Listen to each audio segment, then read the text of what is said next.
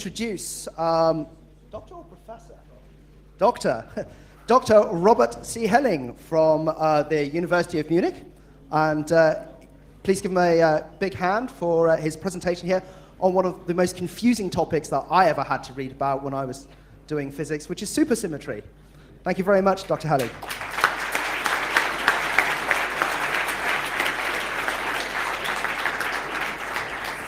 Okay, thank you for coming to this prime time talk on day 2. Yes, my name is Robert Helling. I'm a physicist at Munich University, and this talk is by request of a local brewer hacker that asked me to talk about supersymmetry. So who knows these people? Just to get an idea. I'm over 40. Who else is over 40? So in particular, this lady. You all know her, but who recognizes her? It's Madonna, yes. It's an icon 80s movie picture. Okay, so what is supersymmetry? We are talking about particle physics, and supersymmetry, or Susy in short, is a symmetry that predicts that for every known species of particles, there is a new particle, and not a single one of them has ever been observed. So why bother? And I will probably spend 45 minutes to explain why bother. So I want to explain why my colleagues have come up with this idea of supersymmetry, because it solves some of the big outstanding problems in particle physics and theoretical high energy physics in general. So, but I have to explain a couple of things. So a brief introduction of first the known players, that is the standard model of particle physics that consists of matter particles, namely the leptons. They all have spin 1/2. This s is the spin, that's the angular momentum, the intrinsic angular momentum of the particle. Most well known of these particles is the electron, here depicted as E. And there are also neutrinos. You might have heard about those because there were some rumors that they could travel faster than light. That turned out to be a problematic cable. But these two, so this one is everyday physics and chemistry. This one is very light. They have the electron has heavier partners, and there are also neutrinos for these partners called, this is the muon, this is the tauon. And then, in addition, so these guys make up the hull of an atom, and the core or the nucleus of an atom is made up out of quarks and neutrons, and those consist out of quarks, namely of these up and down quarks, but there are 4 more types of quarks called charm, strange, bottom, and top. And then there are 4 forces in the universe. One is gravity. That doesn't matter for elementary particles. The others are mediated by particles again. Those have spin 1, and the most well-known is the gamma particle or the photon that's responsible for electromagnetism. But there's also the W and the Z vector boson that mediates the weak interaction that is responsible for beta decay. And there are gluons that actually keep these quarks together in the nucleus. And then, since this year, we know that there is actually another particle of spin 0, and that's called the Higgs boson. And this year, the Nobel Prize was given for the for the prediction of this particle. So that is the standard model. These are the particles that we have all by now seen, and they fit well into this model called the standard model. Now comes supersymmetry. And for each and every one of those, there's a new partner. So now we're talking about the minimally supersymmetric standard model. That minimally refers to we're adding as little as possible. So for these s equals 1/2 particles, we add s equals 0 particles called the leptons. You get their names by adding an s. So that's the selectron, that's the smuon, and that's the tau, as well as the squarks. And then to these force particles, there are fermions with s equals 1/2 called the photino for the photon. the Winos and the Zenos for the W and the Z. You see that you were adding an Eno and a gluino, or actually several one, for the gluons, plus a Higgs Zeno. And to make things internally consistent, this doesn't quite work. We have to add another pair of Higgs and Higgs Zeno to make things work. So this is the minimally supersymmetric standard model, and I will be talking mostly about this setup of elementary particles. These discovered, these hypothetical. And then there's an important principle in quantum physics that particles are fields. So this is the electromagnetic field, but it's described by a photon particle, and the fields are again particles. So I will, in the rest of the talk, use this synonymously. Okay, so I claimed there are open problems that are solved by assuming supersymmetry is a symmetry of nature, and I have 5 of them listed here. The first is actually very close to my heart when I'm actually doing research. That's the mathematics of quantum field theory, but unfortunately, I won't talk about this. The next one, this will take quite a while to explain. It's called naturalness. Susy provides a solution to the naturalness problem. And to explain this, I have to go on a small detour. I have to explain how we, theoretical physicists in the 21st century, view these force fields, so in particular the electromagnetic field. So this is how everybody learns what electromagnetism is. You have a van der Waals generator, and that makes your hair go up. And you have charges and force fields, and this is electromagnetism 101. But I ask you to believe me that there is a completely different point of view that's actually talking about the same thing than electric and magnetic fields, and that goes like this. So let's assume, so this is space, this is Hamburg, CCH, Dammtorbahnhof, Planten und Blumen, and at each point in space, there's a virtual or internal plane attached to each point in space. So for 5 by 5, my pointer is dying, but for 5 by 5 points, I've drawn these spheres. Oh, not spheres, actually these are whole planes. And they have a rotational symmetry. I can rotate the plane around the origin, so let's do that.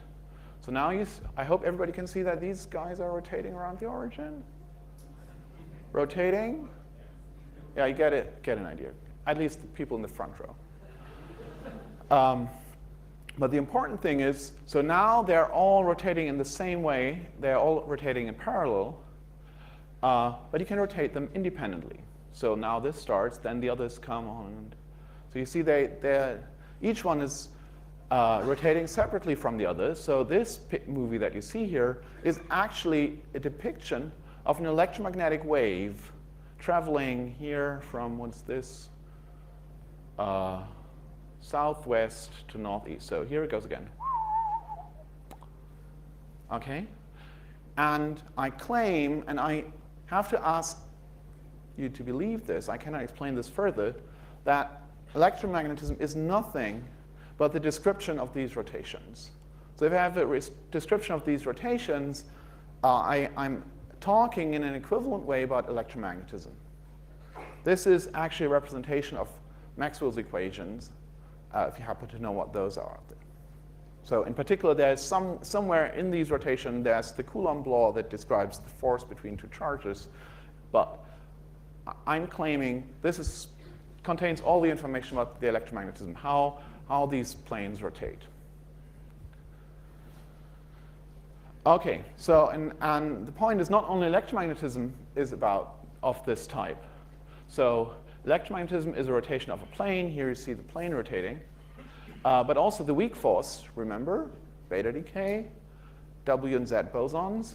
This is also about rotations, but this force is not about rotations of a plane. This is about rotations in a 3-dimensional space, so if you like, of a sphere. So this sphere here is rotating at about different axes, and that's encoding the weak force.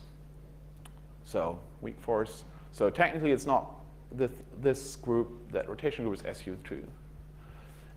There's also the strong force that is about rotations in a complex three-dimensional space, and I don't have a better picture of this than hyperspace.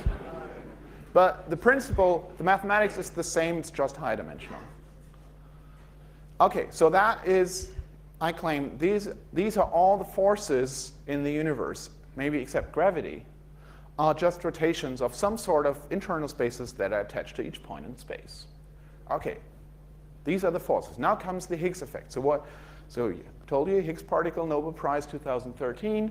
I explain you what the Higgs effect is. Very simple. In addition to the plane, there's a little blue ball in the plane. And the Higgs field just tells you where in the plane the ball is. So right now it's in the origin. Right? But I can move, in principle, I can move the ball around to any other point in the plane. And the notion where the ball is, that is the Higgs field, in the same spirit as the rotation of the plane is electromagnetism. And now we add something to this plane. We add a potential energy, so kind of landscape. So let's turn that on. So this now looks a bit like the bottom of a champagne bottle. So I've added some potential energy, but this is still rotationally symmetric. So now rotational symmetry is still intact. Now you have these champagne bottles with the blue ball in the origin, and this thing is still rotationally symmetric. The wave goes through Hamburg. Hello? Okay, but of course the ball at the tip of the champagne bottle is not the minimal energy configuration. The ball wants to be further down. You can gain energy by bringing the ball down. So let's do that. Whoop. Now you see the ball's at the bottom. So, and of course, there's more than one possibility to put the ball at the bottom. There's a whole ring of possible places where the ball can lie in a minimal energy configuration. And each one of them, each choice for position of the ball on the bottom breaks the rotational symmetry. Wherever I place the ball, the symmetry is broken. So now if I rotate these planes with the ball, as this happens here, I have to drag the ball around. And that costs energy. And this energy, this turns out to be the mass that is given. So the symmetry is broken, and this is how mass is created. The mass is actually the energy it costs to drag the ball around when the electromagnetic wave goes through this configuration with the broken symmetry. And that is the Higgs effect. This is how the Higgs effect gives mass to elementary particles. And so, okay, so when I said this happens in electromagnetism, this is actually not true. I lied to you. In electromagnetism, the symmetry is not broken, and the photon remains massless. That's good, because otherwise it couldn't travel long distance. You couldn't see me if the photon were massive. It would decay before it reaches. The photon that comes from me or from the screen would decay and would not be there if it would be massive. But it's massless, so you can see the screen. But the Higgs effect takes place for the weak interaction. Remember, that was the one with the rotating ball, but then with the ball I couldn't draw the potential, so I chose to use this representation. But it happens for the weak interaction, and this Higgs effect makes these Z and W bosons that mediate this force. It gives them a mass of roughly 100 gigaelectron volts. Gigaelectron volts, or electron volts, is the energy unit that particle physicists use. That's very convenient. So this is an important number. Remember this, 100 GeV. Okay, and this mass corresponds to the distance that the ball has from the center. So that's kind of the radius of the motion of the ball that I have to drag around. The further it's out there, the more difficult it gets to drag the ball around. Okay, so that was the Higgs effect and gauge interactions. So such interactions are called gauge interactions. German speakers call them Eichwechselwirkungen. Okay, so now for something completely different. That was my first explanation. This is how electromagnetism and its friends work. Now comes a different concept that's called renormalization. So now for a second, I'm back to the old picture. This is supposed to be an electron, and this is supposed to be the antiparticle of an electron, a positron. This is just like the electron just with positive charge instead of negative charge. This has nothing to do with the superpartners. This is all standard model physics. And the wiggly lines I've drawn here is the Coulomb field. That's the electromagnetic field that drags this violet ball towards the red ball. And everybody learned in school that this force, this force of attraction between the balls is proportional to the charge of the electron, and it scales inversely with the square of the distance. That's Coulomb's law. Everybody should have learned this in high school at some point, hopefully. Okay? Coulomb's law. This everybody knows. Okay, so now this picture, this was classical physics. This is the physics you learn in school. But the world is a quantum world and is more complicated. The upshot of quantum mechanics is that the charge of the electron actually depends on the distance at which you look at it. And this comes about as follows. So quantum mechanics says the vacuum is not empty. Not a matter bottle falling down. It's some. Okay, you fell asleep. No problem. Okay. Everything okay? Okay. Back to quantum physics. Quantum physics says the vacuum is full of virtual pairs of particles and their antiparticles. They pop out of nothing and annihilate again. So I've drawn a couple of those here. You see the original electron, the original positron, but there are a couple of other electron-positron pairs that have popped out of the vacuum for a split second. But these particles are also charged positive. The red one is positive and the purple one is negative. The other way around. Red, negative, purple, positive. And they also see the electromagnetic field of this electron. So the purple one likes to go towards the red ball, and the red ball likes to go away from it. So they align a little bit in this field. You see that the purple one's always closer to the red ball in the virtual positron-electron pair than the electron. So that causes something like a polarization of the vacuum, and that yields a shielding effect. So now this positron that was supposed to see the electric field of this electron not only sees the electric field of this electron that I've drawn here, but it sees also the electric field of all these other virtual particles. And because they are aligned in the original field, it turns out the field that this particle sees is actually a little bit weaker because it's shielded by these other pairs. And this shielding effect is stronger the stronger the first field is, because the stronger stronger because you're closer. So when you're closer, then the alignment is even stronger and the shielding effect is even stronger. And you can subsume this by saying, actually, so I total all these, the charge and the shielding, into a new charge called the renormalized charge. And that is then a charge that depends on the distance r. So now the electric field E is proportional, well, at distance r is proportional to the charge corresponding to the particular distance here. R is the distance from here to here, divided by r squared. That's the upshot of renormalization. That's a quantum version of the Coulomb law. So now how does Q of r look like?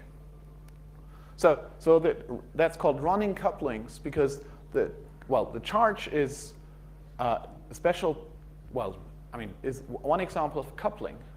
And it's running because it depends now on the distance. And a similar effect applies not only to the charge of particles, but also for other properties of the particles. For example, of the mass. Also the mass of a particle, like 511 keV for an electron, that's not the full truth. That depends on the distance. The distance at which I measure the mass. And for almost all properties, this dependence Q of r is logarithmic. So there is a coefficient called beta, the so-called beta function, times the logarithm of r. So logarithm, as you know, is a function that grows very slowly with r. And this coefficient beta depends on particular types of the particles that are participating in this shielding. So you have to, you can calculate this actually, and it depends on all the types of particles that can pop up from the vacuum. And also, another property of a particle is the shape. Remember the champagne bottle? The shape of the potential. And that happens to depend not logarithmically like the charge or the mass, but it depends quadratically on the distance. So it goes more like some coefficient times r squared. And r squared is a function that is much more sensitive to r than the logarithm. You change r a little bit, logarithm stays mostly the same. You change r a little bit, but the square of that changes actually quite a bit. So, and because the mass of the W and Z bosons, remember, they came from the ball that was not in the center, but somewhere in this potential. So the result is that the mass of these particles is very sensitive to the distance at which I measure them. And for particle physics units, 100 GeV is actually quite a small mass. And if it were, in fact, quadratically sensitive to the distance, it's very unnatural to be so small. Based on order of magnitude estimates, you would actually expect it to be 17 orders of magnitude bigger. So the natural size would be more the Planck size. Planck scale of 10 to the 19 GeV rather than the 10 to the 2 GeV that it actually is. There's a question. Yeah, when you said mass is 100 GeV, for which distance is that? The point is, it cannot be quadratic because it would be at just one distance, and if you change this in a little bit, it would be completely different. And that's not what we observe. So this smallness of this mass is not natural. We would expect it to be much, much bigger based on this type of argument. So we have to explain why nature can maintain this small mass of 100 GeV. And that's the naturalness problem. Explain how the mass can be 100 GeV small. And supersymmetry provides a solution to this problem.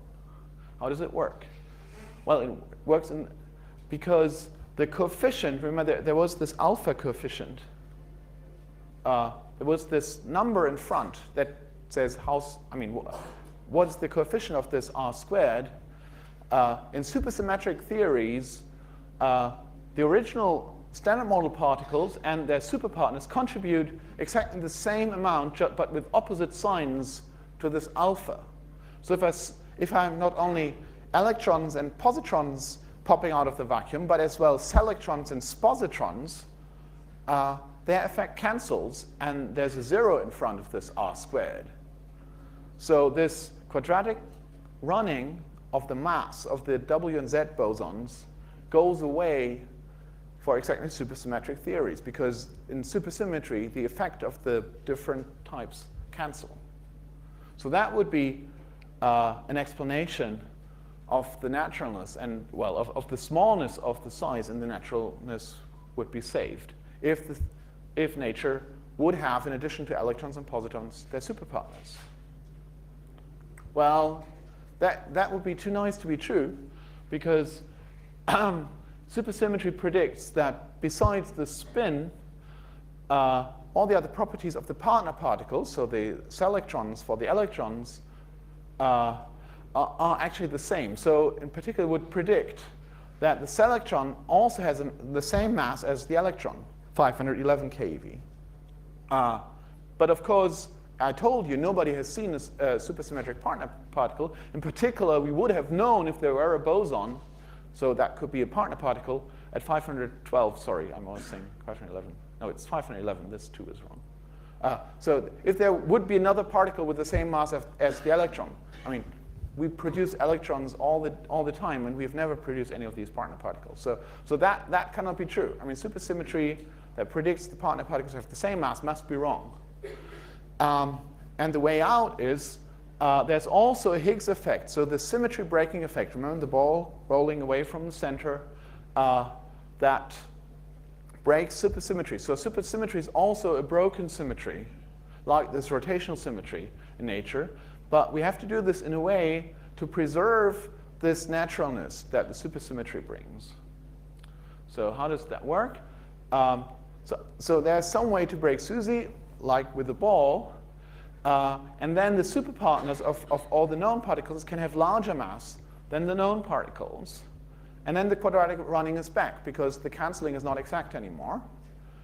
But only up to about the mass of the superpartner. So up from that mass on, there are again particles and superpartners, and then the cancellation kicks in again. Is that clear? So for masses below the mass of the superpartners are invisible, and there is quadratic running. But for higher energies, or for higher masses, where the superpartners are, the cancellation effectively works again. So we would expect that the running happens, there is quadratic running, but only up to the mass of the superpartners. And that means since the mass that we observe of the W and Z bosons is 100 GeV, if this explanation of naturalness works, then this would suggest that the superpartners also have masses in this range of 100 GeV. Okay, that was the point with the naturalness. That is actually the strongest point for supersymmetry. There's another point called unification of gauge interactions. So I explained what gauge interactions are. Gauge interactions are these things with rotations. And I told you there are three in nature. There's the electromagnetic force, which is one. There's the weak force, and there's the strong force. And we measured their values. Well, we measured how strong. Actually, what we measure is the electric charge, and that's a measure of how strong the electromagnetic field is. And so this is actually a measure of the distance here. So we are here at long distances away. We measured the values of the three charges. And they're here, here, and here. And I told you we can compute the coefficient of this logarithmic running, this beta. And so we can extrapolate from our distance scale to other distance scales. Or here, so I told you this is log of q. Well, this is effectively a measure of the distance scale, a logarithm of the distance. So this gives you straight lines, and you see that they almost meet in a point. Well, not quite, right? The intersection of the three lines is pretty close, but it's not in one point. So pretty close, already quite surprising. If you have three general straight lines, their interactions are all over the place, but here they almost meet at the same point. But with supersymmetry, the coefficient is a little bit different because the supersymmetric partners contribute. With supersymmetry, these lines happen to meet all at the same point. So at some distance scale or at some energy scale, 10 to the 16 in this graph, all the charges happen to be the same, although at our distance scales, they're very different. So how can this be? So the idea is that actually these are not three different forces, but that this is a single force that comes about from a rotation in an even higher dimensional space than the hyperspace I was showing with Hahn and Schubacher. Because this braking mechanism, so now here I've tried to draw the braking. So here is the blue ball, but now in a sphere. And if the blue ball sits here, then a rotation of the ball around the axis that goes through this point is still a symmetry of this configuration. So the original ball had rotations about 3 axes as a symmetry. But after I placed the ball here, there's still one axis where the symmetry remains, and the rotation about the 2 other axes are broken. So by placing the ball here, I do not completely remove the symmetry, but I make it a smaller symmetry. Only rotation about 1 axis rather than 3 axes is a rotation of this. So the idea is, if I go back, so also here is the Higgs effect. So this is the mass of this additional Higgs particle.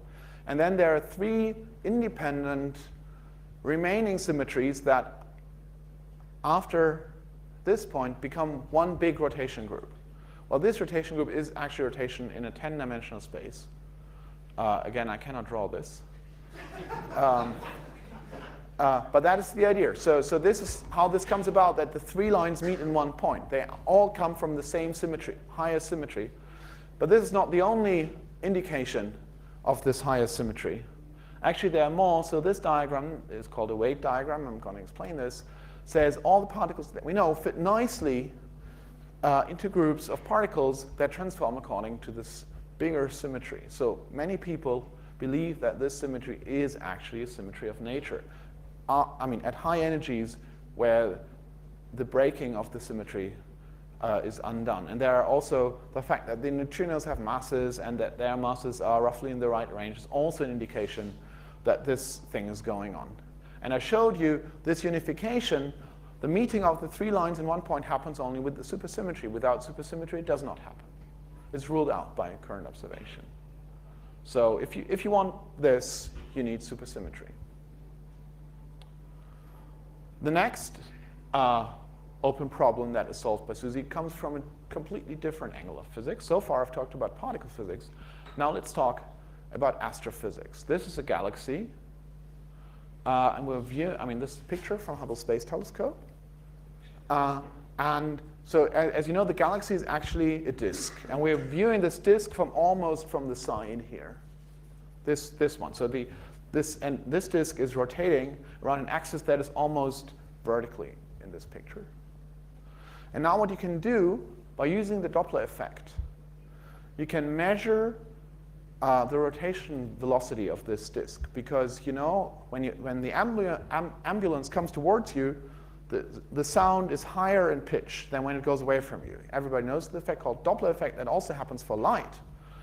And from observing the frequency, or if you like, the color of the light of the stars here, you can determine the velocity at which these stars are coming towards us or moving away. So if this galaxy rotates, say, this way, then the stars here are coming towards us, and the stars here are moving away from us. And this can be measured.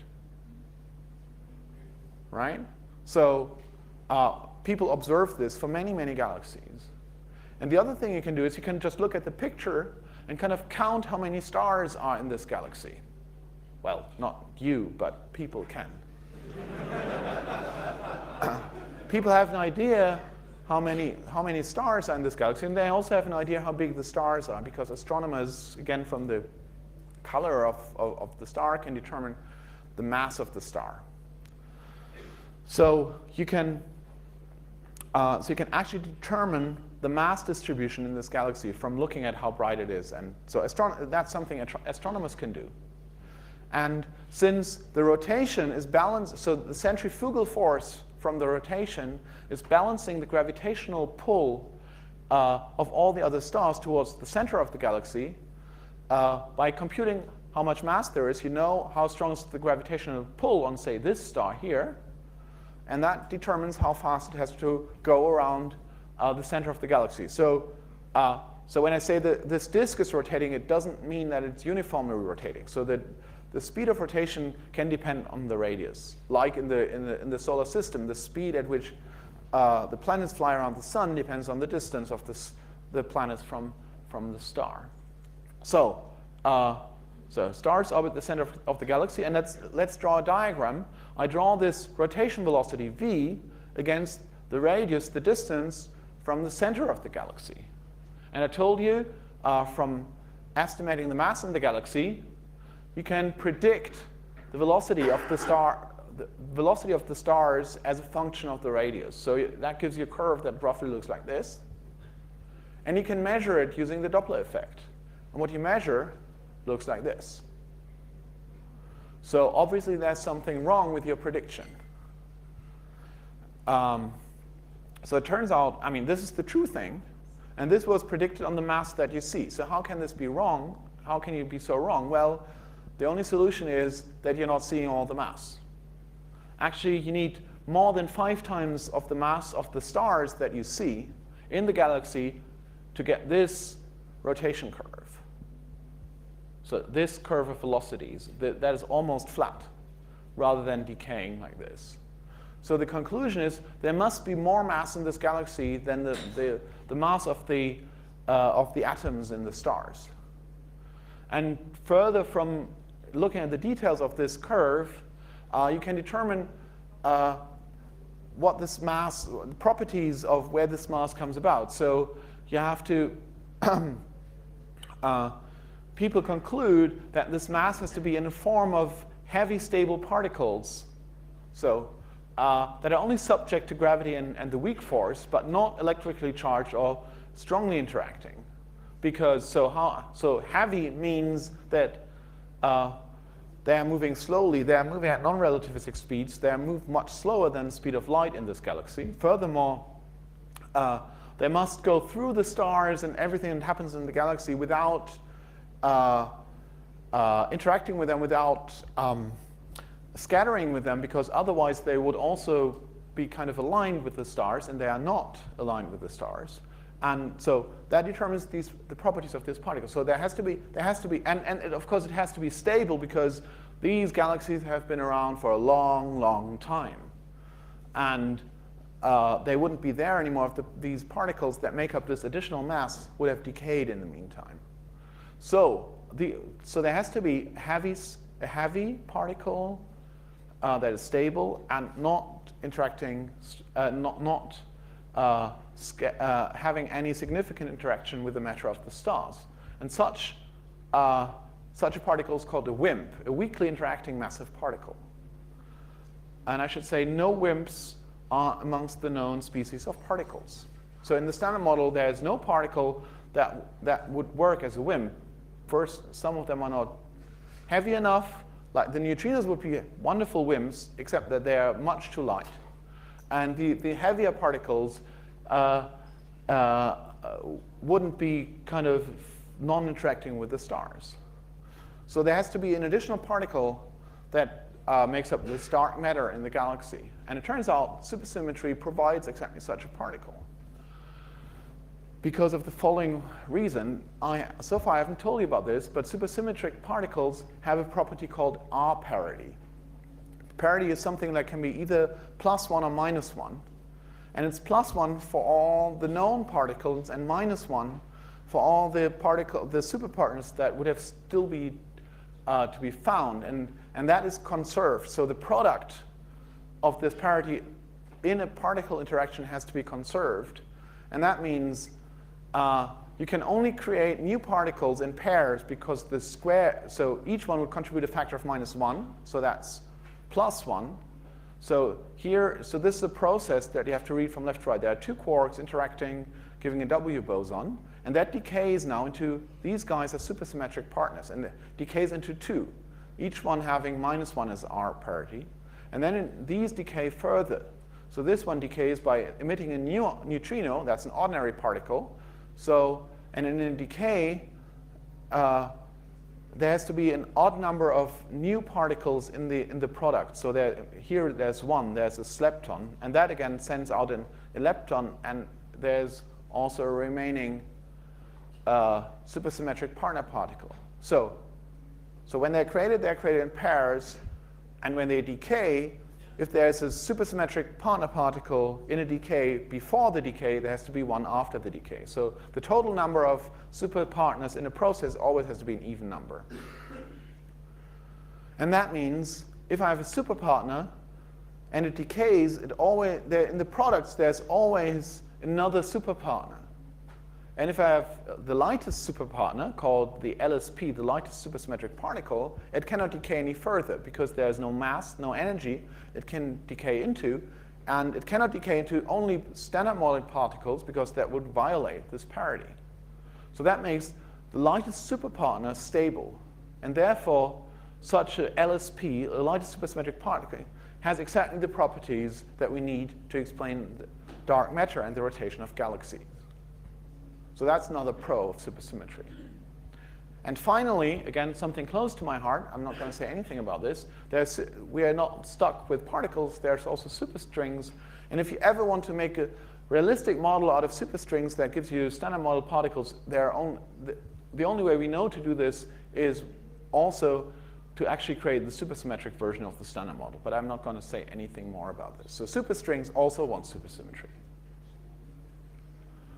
Okay, so these 5 problems, out of which I try to explain 3, are our reason to believe that supersymmetry is actually a good idea to have. So let's look for it. And then what we look for, so there's unfortunately a problem. In particular, the breaking of the supersymmetry. Remember, we needed to break it because we need the superpartners to be heavy. It comes, there's not there are 120 parameters, 120 numeric parameters. You should compare this to the 19 parameters that we have in the standard model. So again, there's not the standard model, but there is a 19-dimensional space of standard models. You have to choose 90 numbers.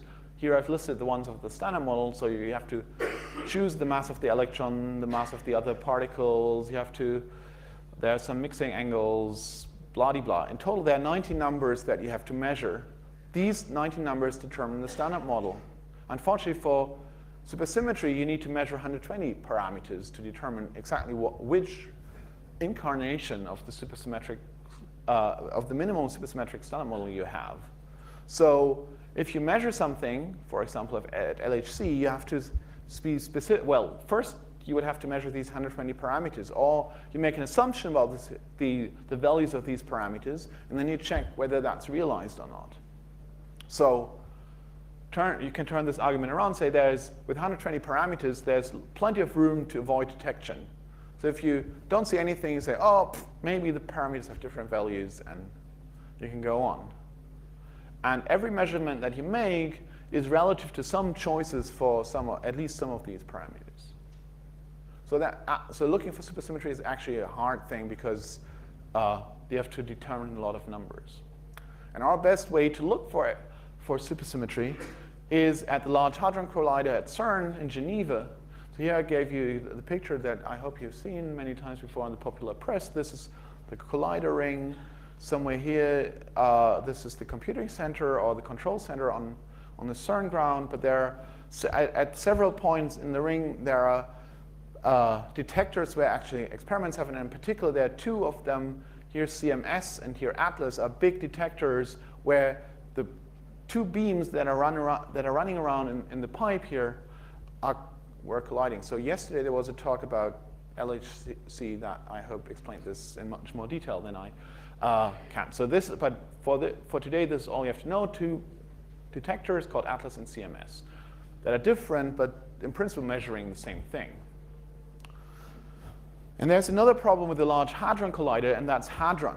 Hadron is a type of particle, and protons are examples of hadrons. And protons, remember, these are the things in the nucleus of an atom. These are the things that are accelerated at LHC because they're easy to accelerate, to say it in short. The problem is, remember, in my list of particles, there were no protons because they are not elementary. They consist of quarks. They consist of 3 quarks. And actually, because of this renormalization effect and particles popping out of the vacuum, and these energies that we're looking at there, they consist actually of more or less 2,000 particles. So a proton is a cloud of 2,000 particles, including the ones that are popping out from the vacuum, that you're accelerating. And then you collide them. And when you collide 2 protons at LHC, you're not colliding 2 protons, but actually you pick from each proton, pick one of these 2,000 particles, and you collide these two particles. And all the twice 1,999, roughly, particles just fly through as bystanders. And that makes these processes, so that's a depiction of such a collision, very hard to analyze because there's a lot of garbage flying around. Also, these collisions happen, the beams have a collision energy of ATV, but the ATV is distributed amongst these twice 2,000 particles. So the collision happens only with a small fraction of these ATV. And we don't know which fraction because we don't know the details of the particles. So we have to look at lots of these processes, get rid of the debris, and do statistical analysis on this. And that's actually quite hard. So it's not something you turn on and you immediately see something.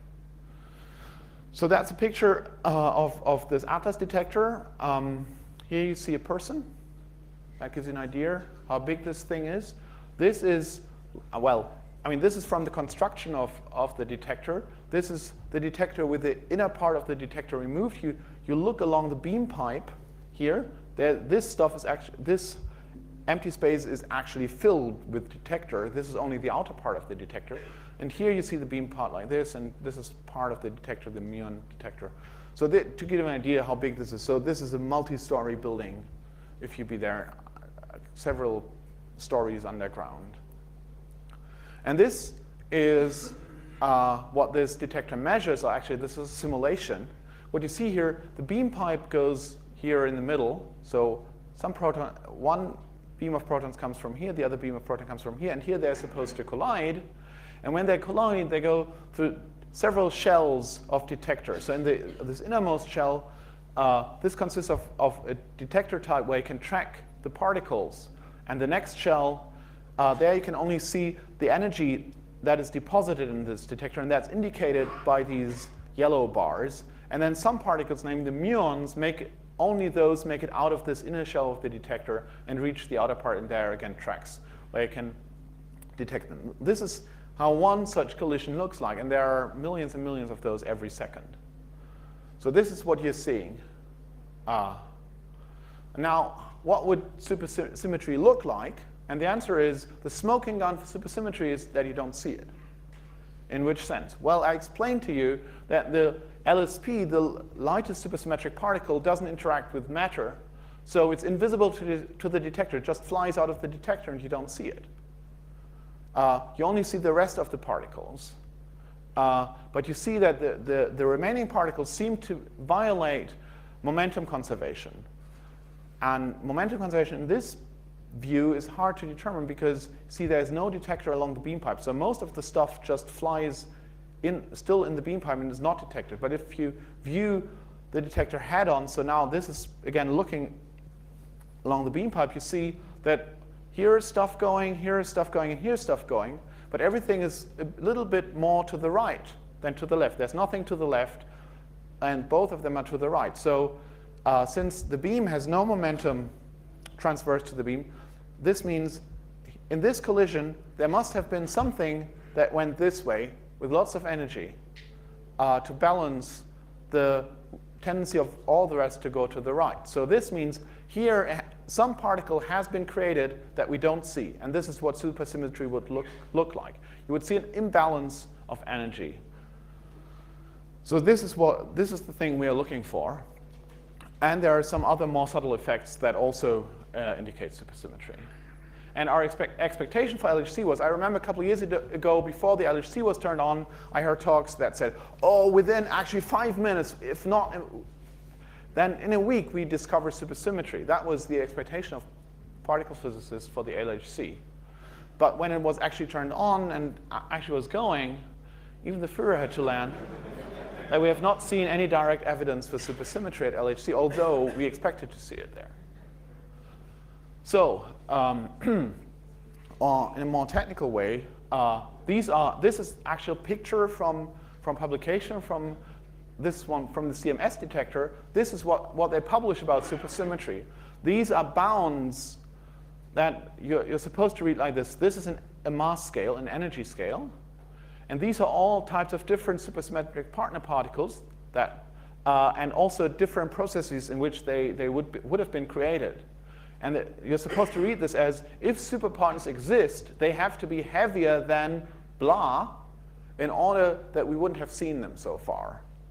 So all these are so-called mass bounds. So you see that the superpartners would have to be heavier, well, depending on the type and the process, than these numbers. And I explained in the beginning that we would have expected them at 100 GeV, which is here. So there's obviously a problem. So now what? As you know, there are known unknowns and unknown unknowns, as this famous philosopher explained. So what can we do? So I mean, the easy way to wiggle out is to say, oh, there's still room in the parameter space. We can tune some of the 120 parameters in such a way that are compatible with the bounds that we obtained from the experiments. The other possibility is to say, well, maybe this was only the simplest version. I said this is the minimal supersymmetric version. We can also come up with extra stuff, even more particles. And in these more contrived models, again, there's even more wiggling room to say, well, this could explain why we haven't seen it so far. But of course, these more complicated models are more baroque and even harder to, well, motivate. Or simply, the 100 GeV scale supersymmetry that would have explained naturalness is not nature's solution to naturalness. But then, so do we have to forget Susy? Well, maybe. But if Susy is not realized in nature, and these solutions to look for some other regions, parameter space, this would mean we'd have to come up with new solutions to these 5 problems that Susy is actually solving for us. And I have to say, not any good alternative candidate here is known. There are some for naturalness, but they have even weaker phenomenological basis than supersymmetry. So my take-home message is I try to explain that supersymmetry offers solutions to some of the most pressing open questions in particle physics, but unfortunately, it's not as easy as we had hoped. We haven't seen it, although we expected it, but there's hope for the next round of LHC. Currently, LHC is not running. It's, well, people put in more stuff to make it run at even higher energies and higher collision rates. So we hope that within version 2 of LHC, more collisions at higher energy, that those reveal supersymmetry. And if not, then we have to come up with other ideas. So thanks a lot.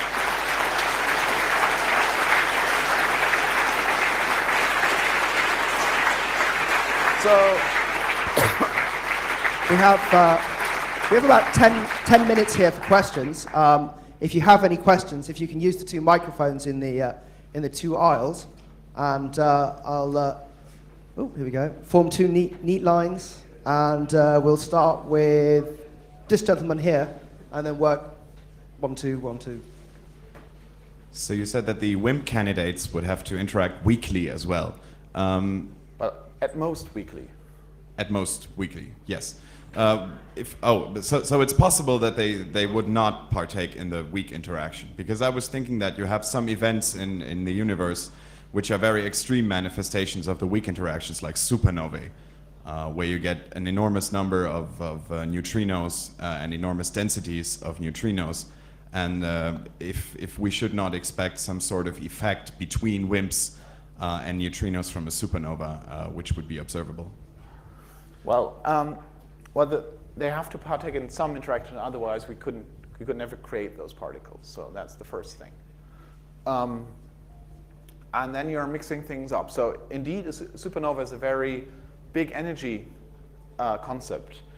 But when I said these are high energies, even this 10 to the 19 GeV Planck scale, this as a mass from everyday scale, that's milligram, microgram mass. So, I mean, me doing this is a much higher energy process than any Planck scale process. The problem is, when I do this, I'm not a single particle, but I consist of 10 to the 23 particles, and they share this energy. And again, a supernova, I mean, there's a whole star exploding. So yes, it has much, much higher energy, but distributed amongst all the particles that make up the star. So yes and no. Thanks. Okay, well, actually, the question. This gentleman over here. Yeah. Okay, my question is, if there are such particles which do not interact electromagnetically with other parts but have mass, shouldn't they concentrate in the center of a galaxy and change again the rotation a little bit? No, because of momentum conservation, they just fly. I mean, they only feel the mass. They just fly around on big orbits. Nothing there's no friction that makes them fall into. So let me go back to my picture of the galaxy. No? Back.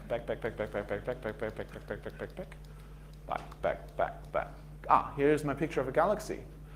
The fact that the galaxy is a disk comes actually from the friction.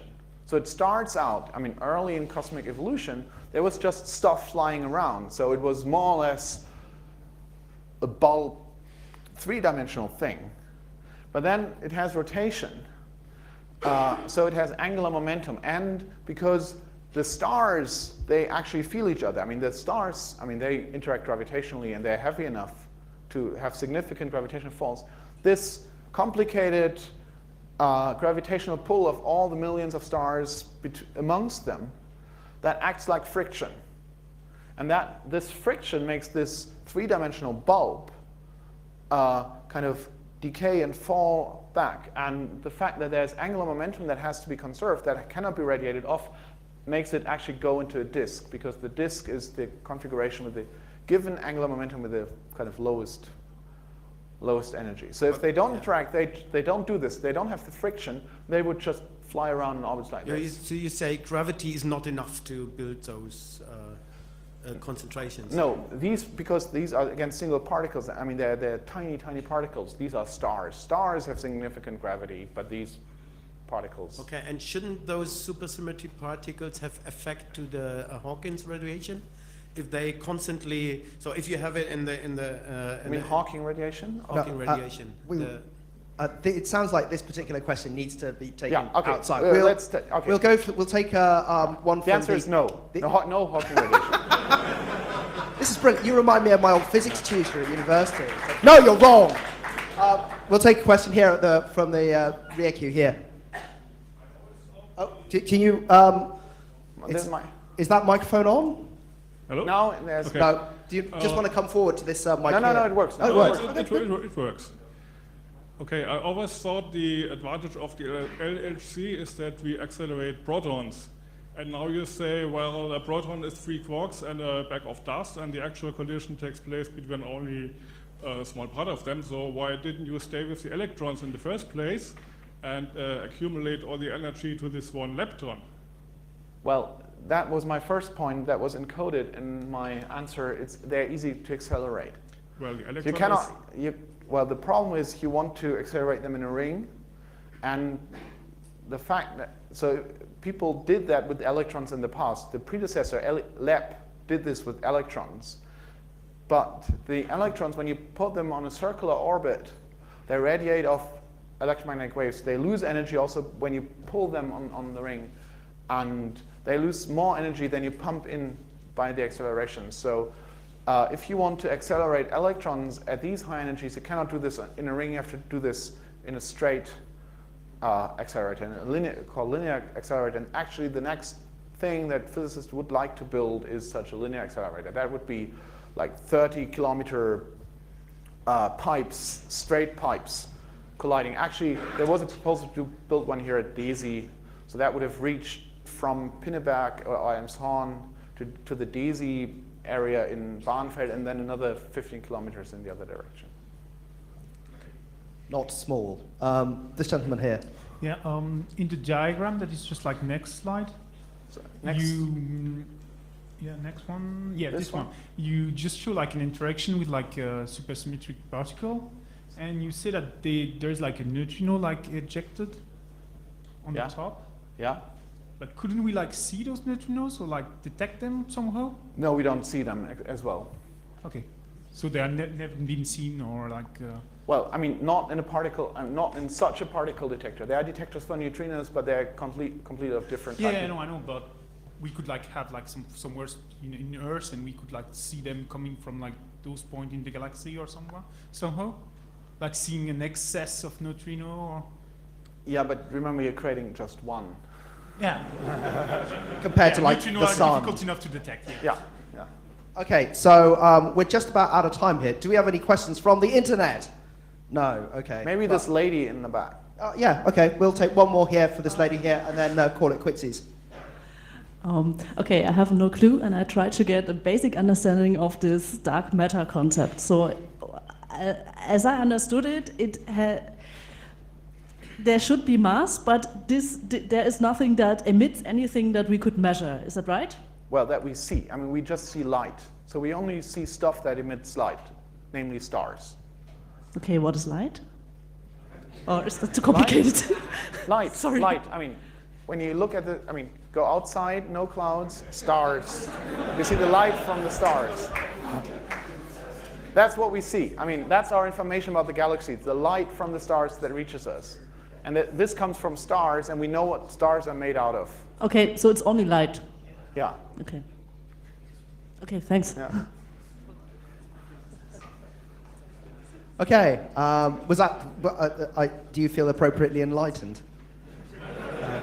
Yeah, come to me afterwards, and maybe I can give you a longer version of this answer. Okay, well, this, if there are any further questions, Dr. Helling will cheerfully take your questions in the lounge. Is that a good place to do it? No, that's too loud. Okay, Just that's too outside loud. that door. All right, just out that door. This probably also neatly explains why I failed QM when I tried it for my undergrad about 20-something odd years ago. That's embarrassing. Thank you very much, Dr. Helling. Big round of applause, please.